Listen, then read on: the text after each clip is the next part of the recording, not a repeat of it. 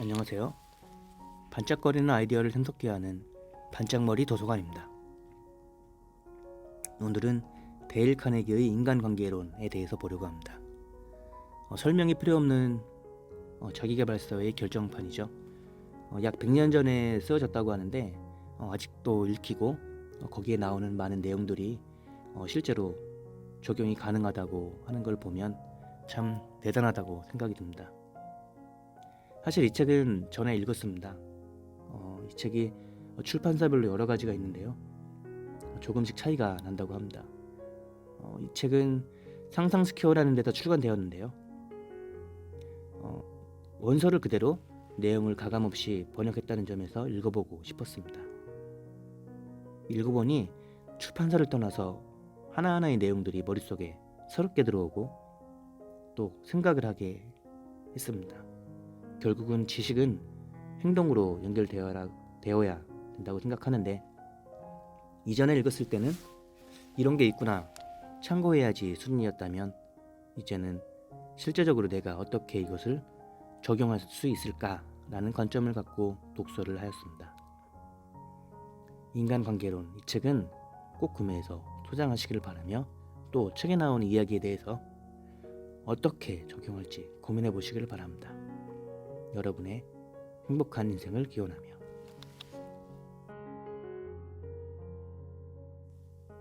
이 책을 어떻게 그리고 왜 썼는가? 우리가 마주치는 가장 어려운 문제는 아마 사람을 대하는 일일 것이다. 사업을 하는 사람이라면 특히 그렇지만 가정주부, 건축가 혹은 기술자라 할지라도 마찬가지다. 기술 지식에 더해서 자기 생각을 잘 표현하고 리더십을 발휘하며 사람들에게 열정을 불러일으킬 능력을 갖춘 사람, 그런 사람은 고수익을 향해 나아갈 수 있다. 교육의 가장 큰 목표는 아는 것이 아니라 행동하는 것이다. 그리고 이 책은 행동하기 위한 책이다. 파트 1, 사람을 대하는 기본 기술. 챕터 1, 꿀을 얻으려면 벌집을 걷어차지 마라. 비난은 쓸데없는 짓이다. 왜냐하면 사람을 방어적으로 만들고 자신을 정당화하기 위해 안간힘을 쓰도록 만들기 때문이다. 또한 비난은 위험하다. 왜냐하면 사람이 소중한 자존심에 상처를 내고 자존감을 떨어뜨려 원한만 불러일으키기 때문이다. 인간의 본성은 잘못을 저지르고 남을 탓하지 자신을 탓하지 않는다. 우리 모두가 그렇다. 그러니 내일 누군가를 비난하고 싶은 마음이 든다면 알카포네, 쌍꺼풀 트롤리, 엘버트 폴을 기억하자. 비난은 규서 본능을 가진 비둘기와 같다는 점을 깨달아야 한다. 언제나 다시 돌아온다. 이 앞에 예를 든 알카포네, 쌍권총 트롤리, 엘버트 폴, 이런 분들은 진짜 객관적으로 보기에도 분명히 이제 잘못을 했다고 생각하는 사람들인데, 결국 그 사람들한테 물어보면 자신이 잘못한 게 없다고 합니다. 이런 측면에서 좀 예를 든 것 같습니다. 링컨이 가장 좋아했던 문구는 비판받지 않으려거든 비판하지 말라였다. 아내와 주변 사람들이 남부 사람을 나쁘게 말할 때도 링컨은 이렇게 답했다. 그들을 비난하지 마시오. 비슷한 상황이었다면 우리도 그들처럼 행동했을 겁니다. 다음에 누군가를 질책하고 싶은 마음이 든다면 지갑에서 $5짜리 지폐를 꺼내어 링컨의 초상화를 보며 자신에게 이렇게 물어보자. 링컨이라면 이 문제를 어떻게 처리했을까? 주변의 누군가를 변화시키고 잘못을 고치고 성장하게 하고 싶은가? 괜찮은 생각이다. 나도 적극 찬성한다. 하지만 자신부터 시작하는 것이 어떨까? 순수하게 이기적인 관점에서 보더라도 다른 사람을 개선하려고 하는 것보다 자신을 개선하는 것이 훨씬 더 이득이다. 공자는 이렇게 말했다. 자기 집 분간도 치우지 않으면서 남의 집 지붕에 쌓인 눈을 탓하지 마라.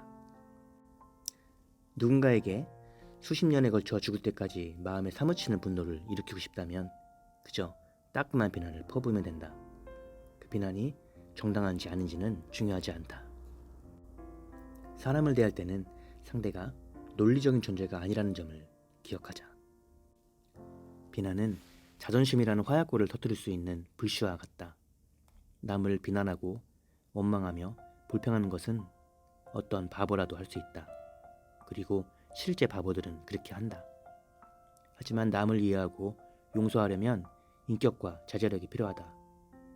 사람들을 비난한 대신 그들을 이해하려고 노력해보자. 챕터 2. 사람을 대하는 핵심 비결. 누군가에게 어떤 일을 하게 만드는 방법은 세상에 단 하나뿐이다. 그 방법이 무엇인지 생각해 본 적 있는가? 방법은 단 하나다. 바로 상대방이 그 일을 하고 싶게 만드는 것이다. 미국의 위대한 철학자 존 듀이는 이렇게 말했다. 인간의 본성에 지닌 가장 깊은 충동이 바로 중요한 사람이 되고자 하는 욕망이다. 자신이 중요하다는 느낌을 받고자 하는 욕망은 인간과 동물이 차이를 구별짓는 중요한 특징이다. 당신이 중요하다는 느낌을 어떻게 충족하는지 내게 말해준다면 나는 당신이 어떤 사람인지 알려줄 수 있다. 그것이 당신의 인격을 결정하기 때문이며 당신에 관한 가장 중요한 사실이기 때문이다. 많은 정신질환자가 현실에서 얻지 못하는 자신이 중요하다는 느낌을 정신질환 상태에서는 얻는다고 했다. 사람들이 중요하다는 느낌을 갈망한 나머지 실제로 정신질환자가 될 정도라면 그러한 갈망을 진심으로 채워주었을 때 어떤 기적이 일어날 수 있을지 상상해보라. 여기 이제 앤드류 카네기 직원 중에 슈왑이라는 분이 있었는데요. 연봉을 100만 달러로 받았다고 하는데 그 사람이 한 얘기를 들어보겠습니다. 제가 생각하는 저의 가장 큰 자산은 사람들의 열정을 불러일으키는 능력입니다. 그리고 사람들의 역량을 최대로 끌어올리는 방법은 바로 인정과 격려입니다. 그래서 마음에 드는 점이 있으면 진심으로 인정하고 아낌없이 칭찬합니다. 이렇게 이제 슈왑은 자신의 비결을 이야기했네요. 우리 모두 알다시피 사람들은 가족이나 직원에게 6일 동안 음식을 주지 않는 것을 범죄라고 생각한다. 하지만 음식만큼이나 갈구하는 따뜻한 칭찬은 6일, 6주, 때로는 60년이 지나도록 주지 않는다. 우리는 어떤 특정한 문제에 몰두할 때를 제외하면 대개 자기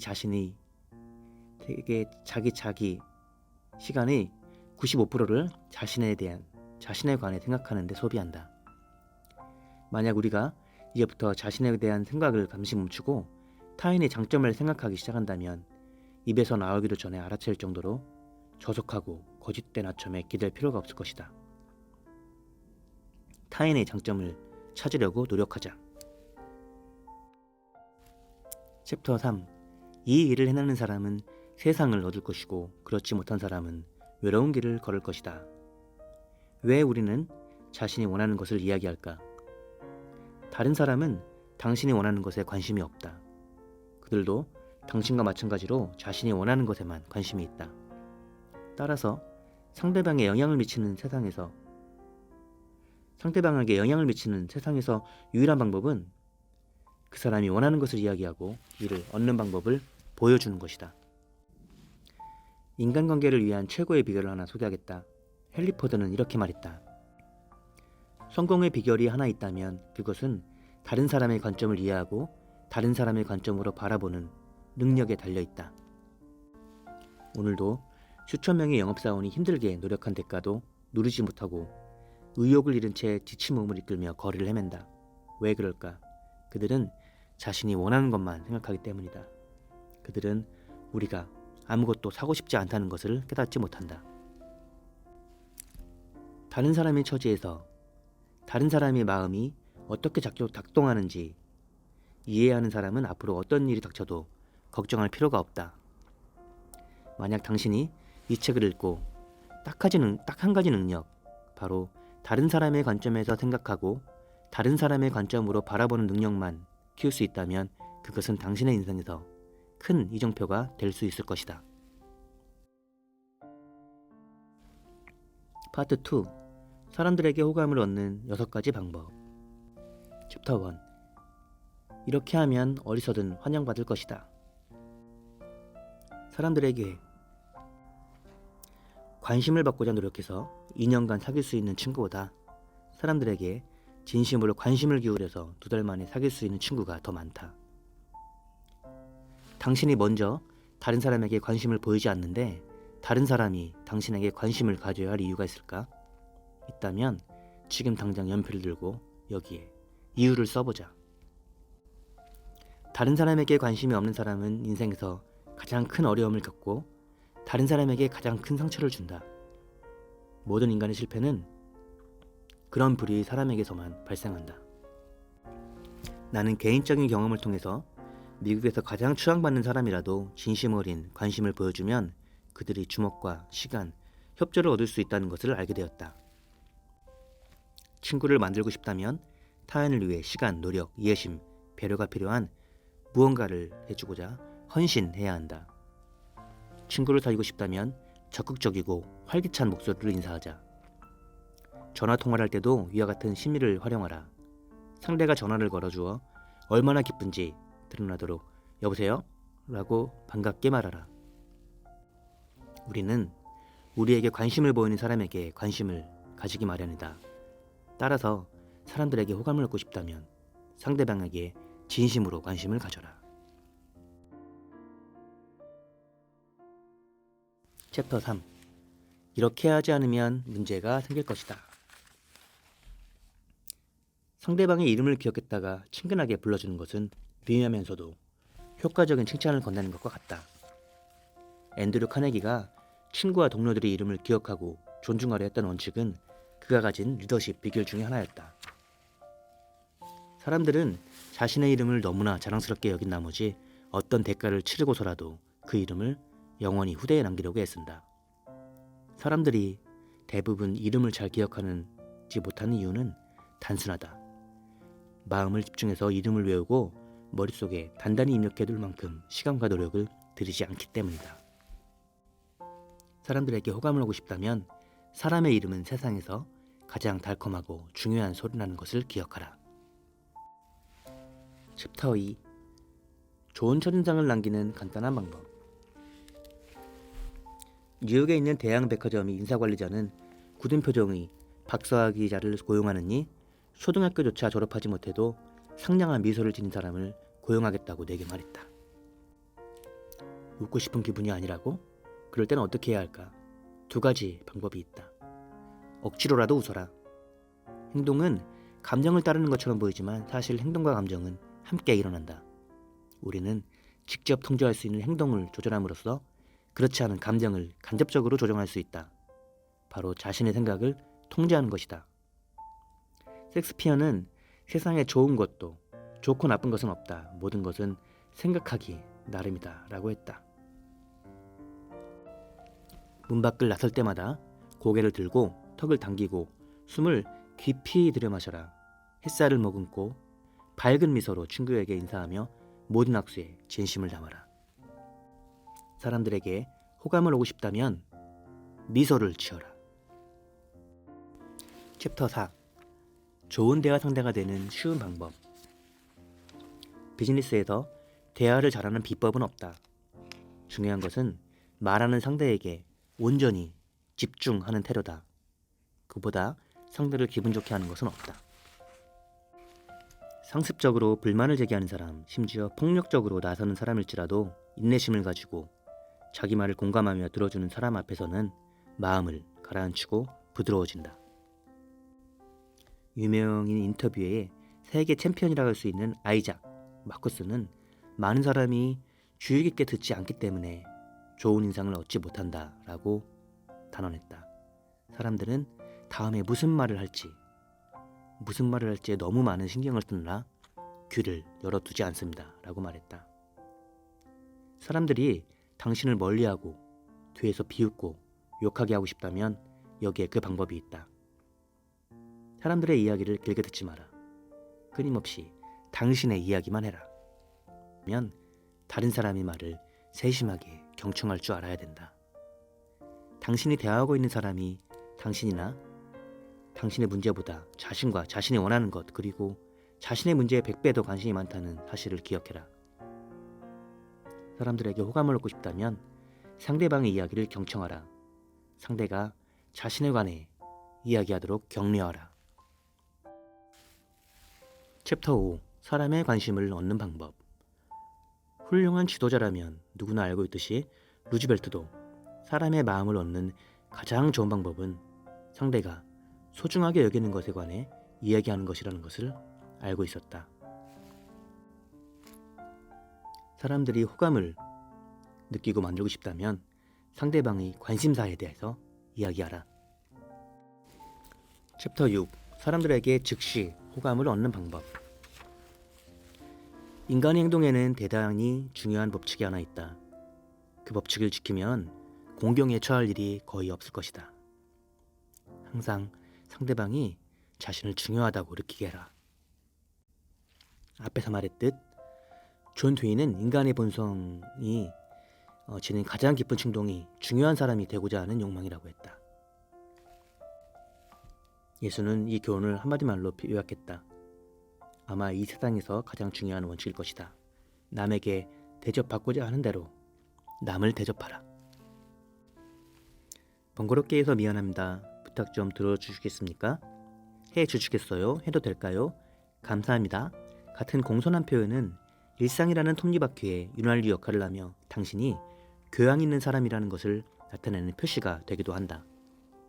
또 이렇게 칭찬하는 것도 있다. 이것은 좀 놀라움의 기술이라는 책에서 좀 본 것 같은 비슷한 내용인데요. 이렇습니다. 누가 뭘 좀 잘하면 이렇게 하는 거죠. 질문에 답변하는 방식이 정말 훌륭하네요. 아주 또렷하고 명확해서 좋습니다. 마치 예술가처럼 느껴졌어요. 라고 칭찬하는 방식도 좋은 예다. 마음에서 우러나는 진심 어린 칭찬은 엄청난 힘이 있다. 확실한 사실은 우리가 만나는 거의 모든 사람이 어떤 식으로든 자신을 상대보다 나은 사람이라고 느낀다는 것이다.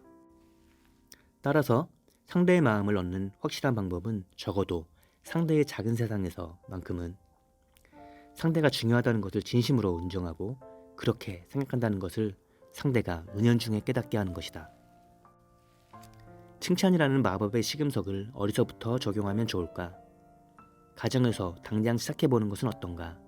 나는 가정만큼 칭찬이 필요하지만 등한시되는 것도 없다고 생각한다. 사람들과 대화할 때는 상대방이 주인공이 되도록 이야기하라. 그러면 상대는 몇 시간이고 귀를 기울일 것이다. 사람들에게 호감을 얻고 싶다면 상대방이 자신을 중요하다고 느끼게 하라. 그리고 진심으로 그렇게 여겨라. 네, 여기서 파트 2를 잠시 요약하고 넘어가겠습니다.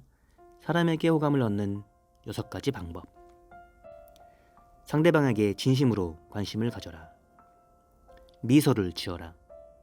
사람의 이름은 세상에서 가장 달콤하고 중요한 소리라는 것을 기억하라. 상대방의 이야기를 경청하라.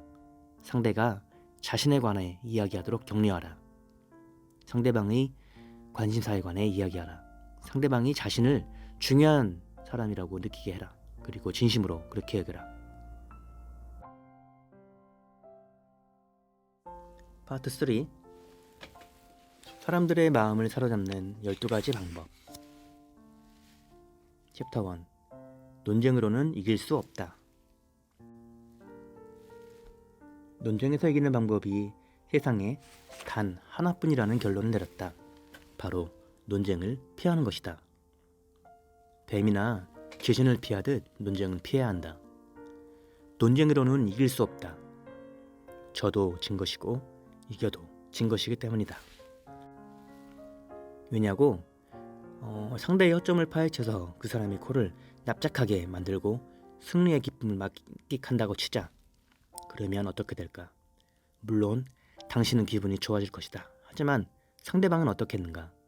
당신은 그가 열등감을 느끼게 했고 그의 자존심을 상하게 했다. 그는 당신의 승리에 분개할 것이다. 자기 의사에 반하여 설득당한 사람은 여전히 자기 생각을 바꾸지 않는 법이다. 부처는 이렇게 말했다. 미움은 미움으로 끝낼 수 없으며 오직 사랑으로 끝낼 수 있다.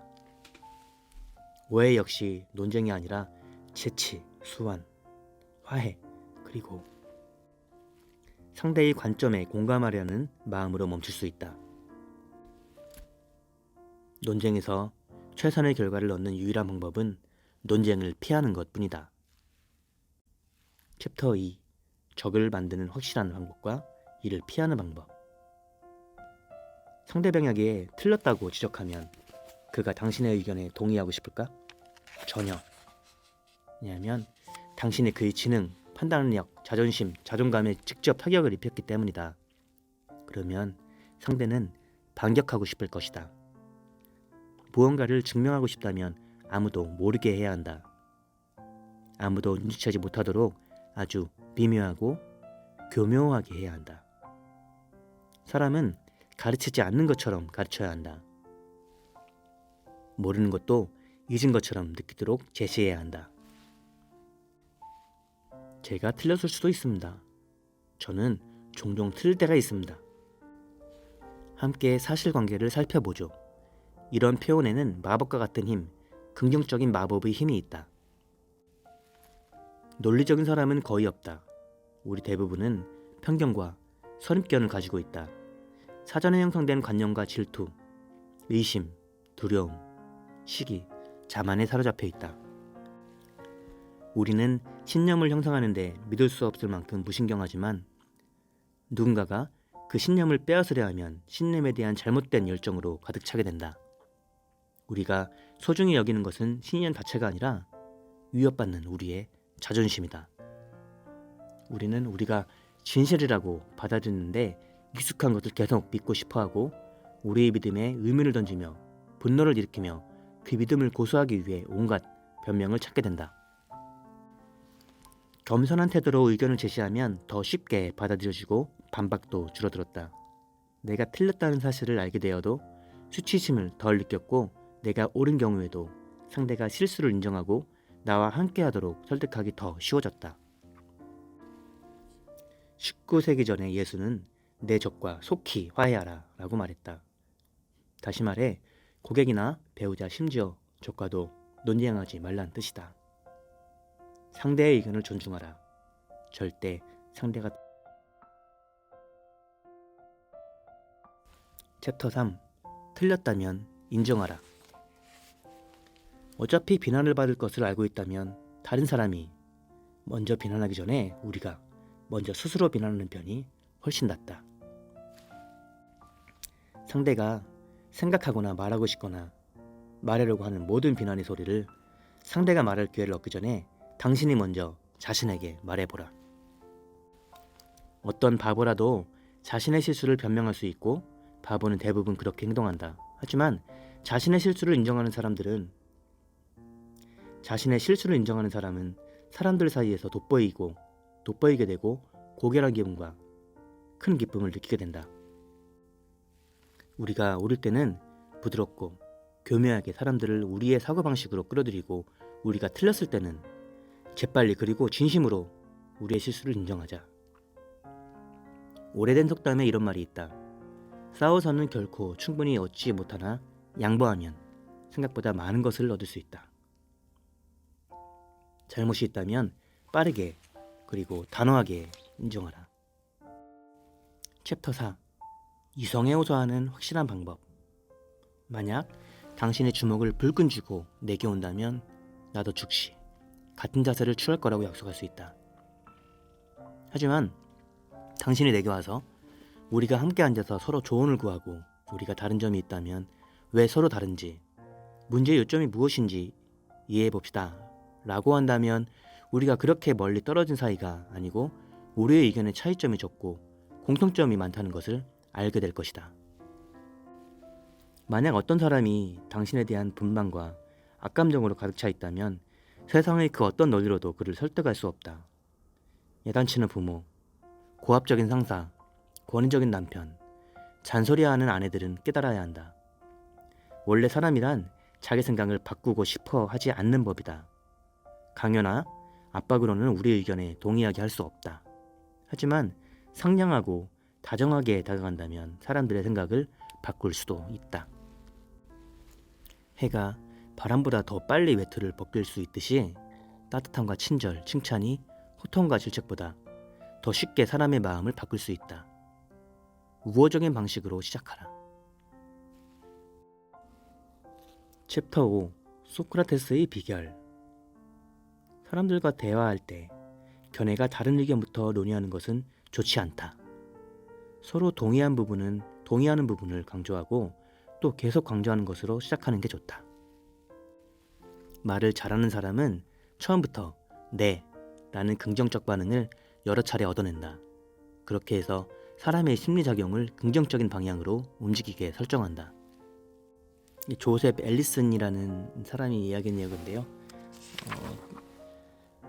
리스팅하우스 전기 제조회사의 영업사원이었다고 합니다. 근데 뭔가 이제 자기가 깨달은 것을 얘기하는데요. 이렇게 얘기합니다. 저는 그동안 수년의 시간을 허비하며 수천 달러의 거래를 놓치고 나서야 논쟁이 아무런 이득이 되지 않는다는 것을 깨달았습니다.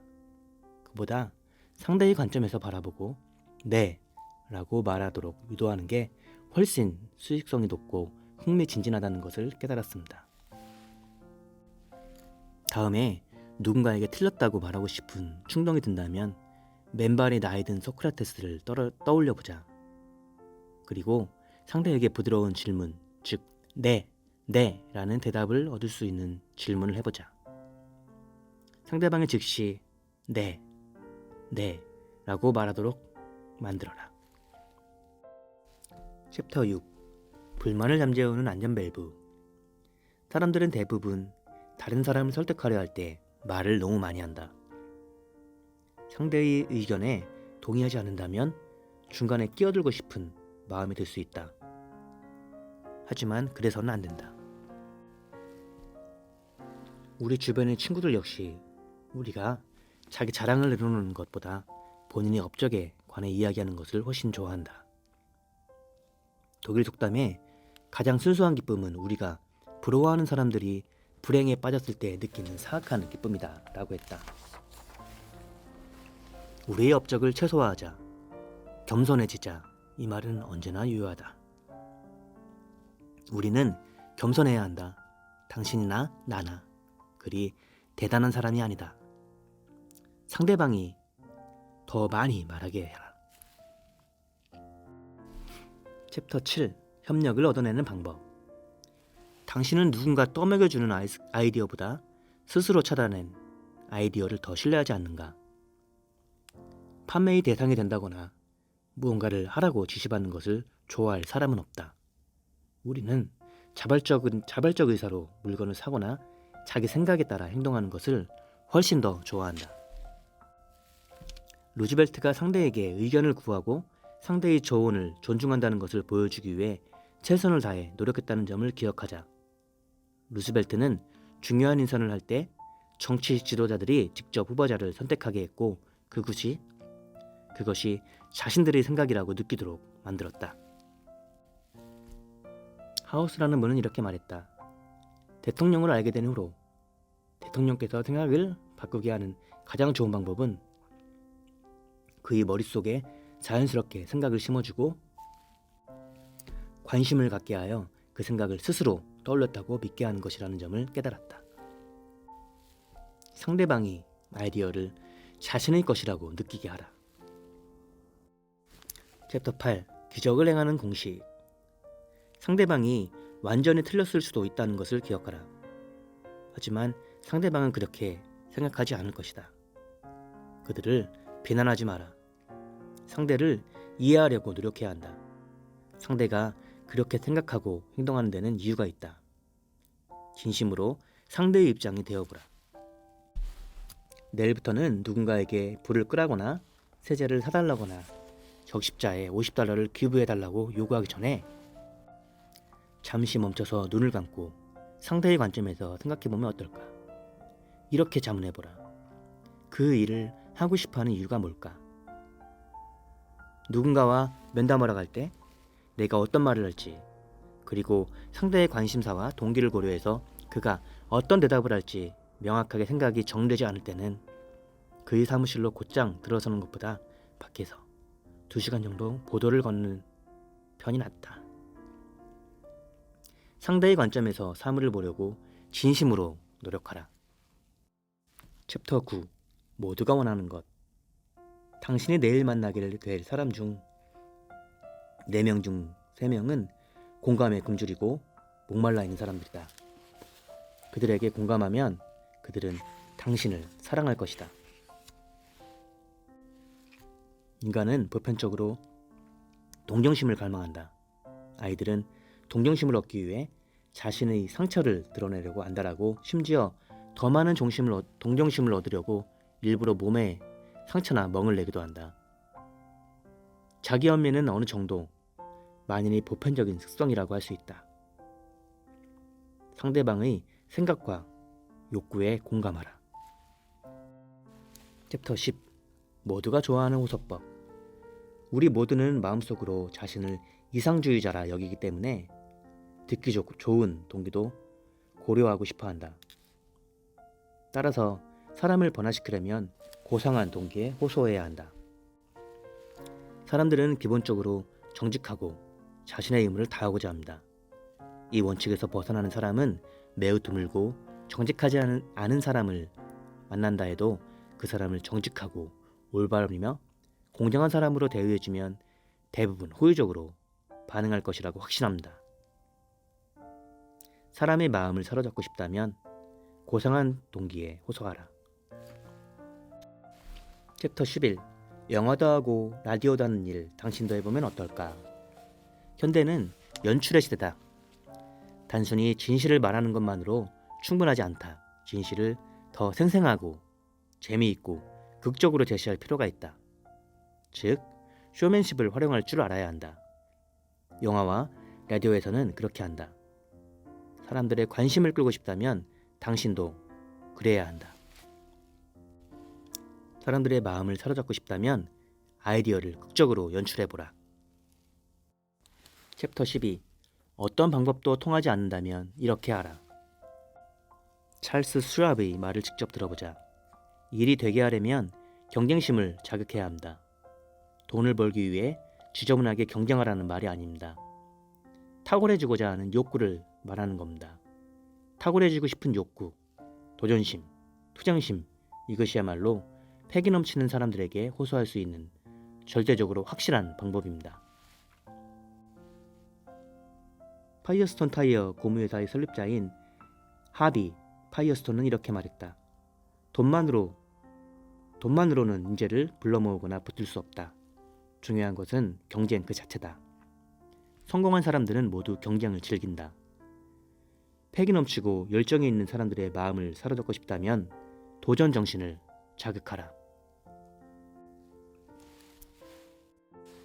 챕터 3 요약입니다. 사람의 마음을 사로잡는 12가지 방법.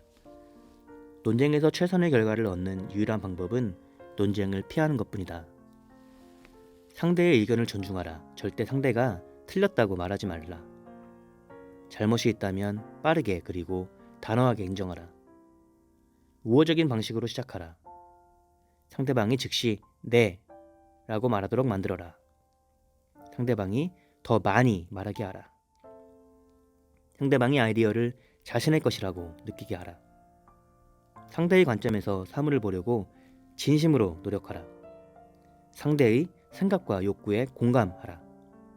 고상한 동기에 호소하라. 아이디어를 극적으로 연출하라. 도전 정신을 자극하라. 파트 4. 불쾌감이나 분노를 일으키지 않고 사람들을 변화시키는 9가지 방법. 챕터 1. 잘못을 지적해야 한다면 이렇게 시작하라. 사람은 자신의 장점에 대한 칭찬을 듣고 나면 안 좋은 소리를 듣기가 훨씬 편해진다.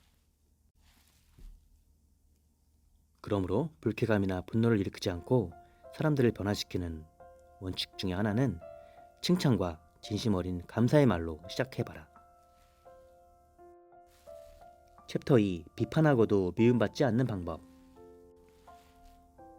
잘못을 지적할 때는 간접적으로 해라. 좀 예를 들면 뭔가 발표자를 만들었는데 실질적으로 잘 못 만들었다고 가정을 했을 때 얘기하는 방법은 이런 것이 있죠. 발표 자료는 잘 만들었는데 이번 자료에는 어울리지 않는구나. 다른 종류 어떤 소개 자료에는 어울릴 것 같은데 우리가 발표하는 자료는 어울리지 않으니 다시 한번 만들어 보는 게 어떨까? 이런 식이죠. 챕터 3. 자신의 잘못을 먼저 이야기하라. 비판하는 상대가 스스로 그리 완벽한 사람이 아니라고 먼저 겸손하게 인정한다면 자신의 잘못에 관한 이야기를 듣는 것도 그리 어려운 일은 아닐 것이다.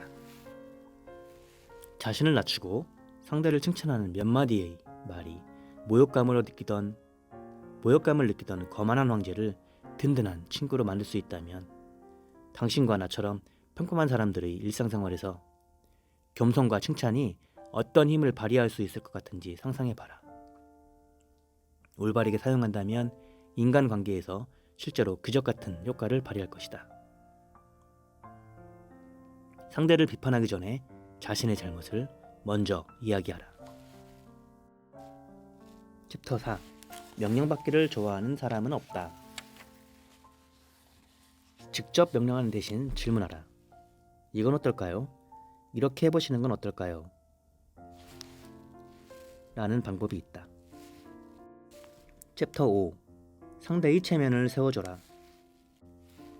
상대의 체면을 세워주는 것, 이것은 절대적으로 중요한 문제다. 그런데도 잠시 멈춰서 이 문제를 생각해보는 사람은 거의 없다. 그리스의 두 장군 트리구피스와 디오나스가 항복을 선언하기 위해 케말의 본부를 찾아왔을 때 케말의 태도에는 승자의 기쁨이 드러나지 않았다.